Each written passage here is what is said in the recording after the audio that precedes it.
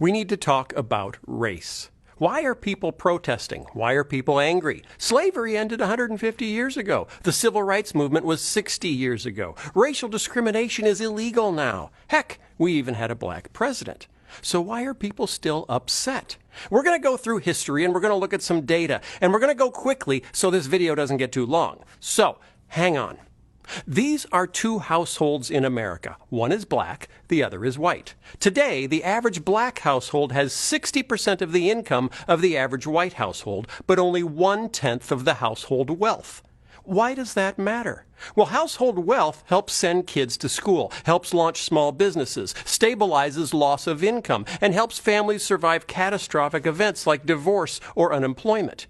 What's amazing about this number is that there are lots of extremely wealthy African Americans, movie stars, pop stars, 75% of the NBA, 70% of the NFL, Oprah, Tyler Perry, Ben Carson, Morgan Freeman, and there are a lot of extremely poor white families. Think of Appalachia and other parts of rural America. But even when we factor all that in, the average black household still has only 1/10 the wealth of the average white household. How did that happen? Well, here we go. What happened after we freed the slaves, after the Civil War ended? 9 states enacted vagrancy laws, making it a crime to not have a job. The law was applied only to black men. 8 of those states then allowed prisoners, the black men who'd just been arrested for not having a job, to be hired out to plantation owners with little or no pay going to the prisoners themselves. So, that's right, men who had been freed from the plantations found themselves right back on the plantations. Additional laws prohibited mischief and insulting gestures, which allowed more black men to be arrested and created a huge market for convict leasing. Working conditions for these leased convicts could be worse than slavery because the plantation owner leasing the black prisoner had no long-term interest in his well-being. By the turn of the 20th century, every state in the South had mandated racial segregation by law, Jim Crow laws, which supported a social ostracism for blacks that extended to schools, churches, housing, jobs, restrooms, hotels and restaurants, hospitals, prisons, funeral homes, morgues, and cemeteries. White politicians competed with each other to be more strict and specific on segregation. For example, a law prohibiting blacks and whites from playing chess together. No interracial chess playing. That might lead to lawn darts. In 1896, the Supreme Court ruled that these Jim Crow laws were perfectly legal because they, quote, reflected customs and traditions and, quote, preserved public peace and good order. These laws stayed in place until 1954, when the idea of separate but equal was struck down in the ruling known as Brown versus Board of Education. So what happened next after Brown? Well, in 1956, the Southern Manifesto was signed by 101 out of 128 Congress members from the South, pledging to maintain Jim Crow by all means possible. 5 states passed nearly 50 new Jim Crow laws after 1954. Private whites-only schools, dubbed segregation academies, popped up all across the South, many of them Christian. But now widespread civil rights protests, combined with anti-war protests that were occasionally becoming violent, inspired the political rise of law and order rhetoric. Richard Nixon became the first candidate to campaign specifically on a platform of law and order. In 1968, 81% of Americans agreed that law and order had broken down in this country, and the majority blamed communists and Negroes who start riots. Let's go back to household wealth. The average black household has 1/10 the wealth of the average white household. Why is that? Because the number one source of intergenerational wealth in America is home ownership. And from the 1930s to well into the 1960s, the federal government enacted policies to actively encourage white families to own homes and discourage black families from doing the same. In 1934, the Federal Housing Administration created a risk rating system to determine which neighborhoods were safe investment for federally backed mortgages. Black neighborhoods were deemed too risky, marked off in maps with red ink, in a practice now known as redlining.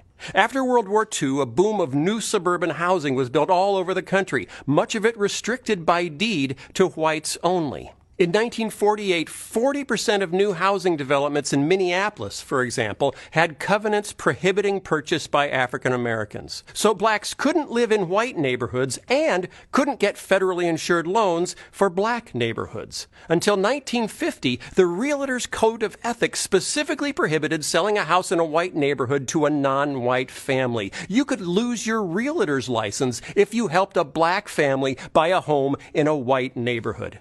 In the 1930s, the FHA's underwriting manual said, quote, incompatible racial groups should not be permitted to live in the same communities.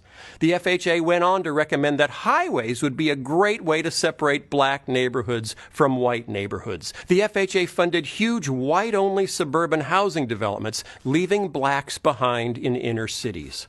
After World War II, the GI Bill provided subsidized mortgages to help millions of men returning from war to buy their first home. While technically eligible for the GI Bill, the way it was administered left 1 million black veterans largely on the outside looking in. In New York and New Jersey, the GI Bill insured more than 67,000 new mortgages. Fewer than 100 of those went for homes purchased by non-whites. In 1947, there were 3,200 mortgages in Mississippi guaranteed by the government for returning veterans. Of the 3,200, only 2 went to black veterans.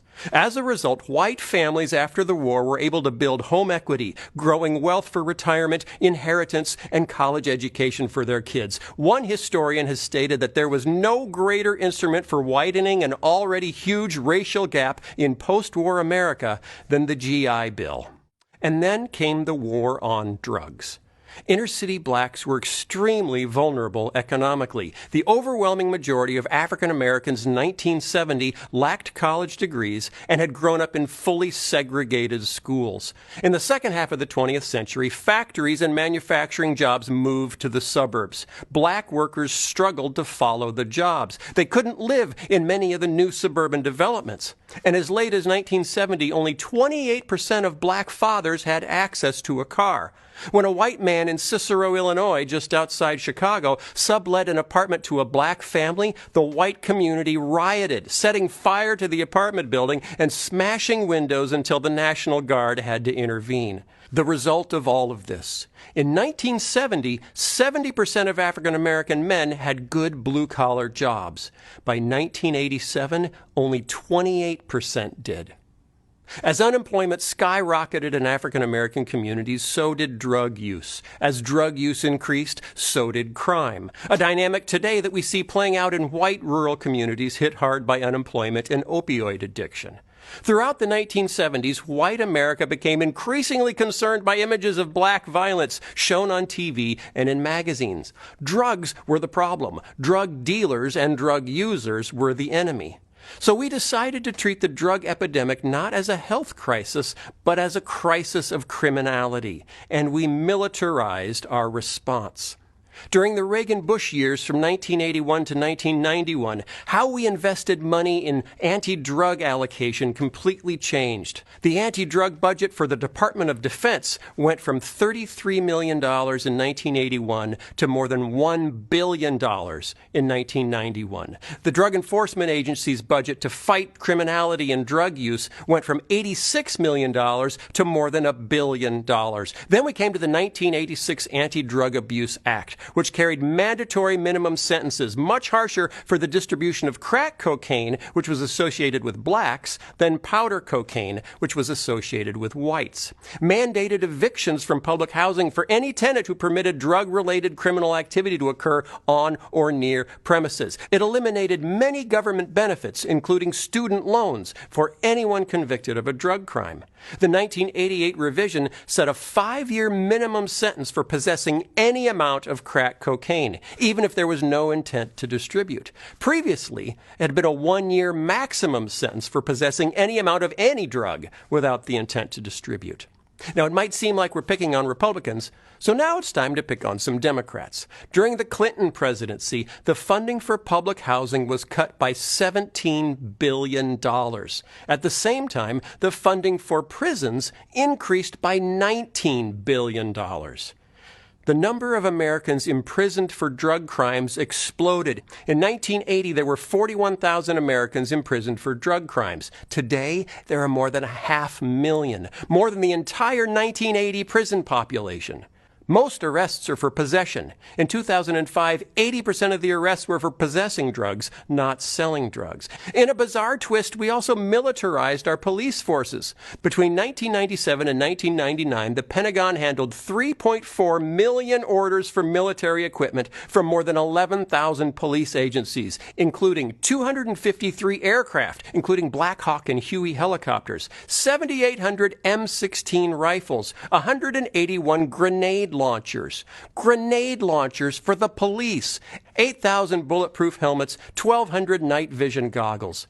We also changed policing tactics. A no-knock entry is when a SWAT team literally breaks down your door or smashes in through the windows, like in E.T. when the cops come flying in from every direction looking for E.T. So back to Minneapolis. In 1986, Minneapolis SWAT teams performed no-knock entries 35 times. 10 years later, in 1996, they performed no-knock entries 700 times. That's 2 every day. There were financial incentives for arresting more drug users. Federal grants to local police departments were tied to the number of drug arrests. Research suggests the huge surge in arrests from increased drug enforcement was due more to budget incentives than to actual increases in drug use. So what was the result? An explosion of our prison population. In 25 years, the U.S. prison population went from 350,000 to over 2.3 million. The United States now has the highest rate of incarceration in the world. We imprison a higher percentage of our black population than South Africa ever did during apartheid.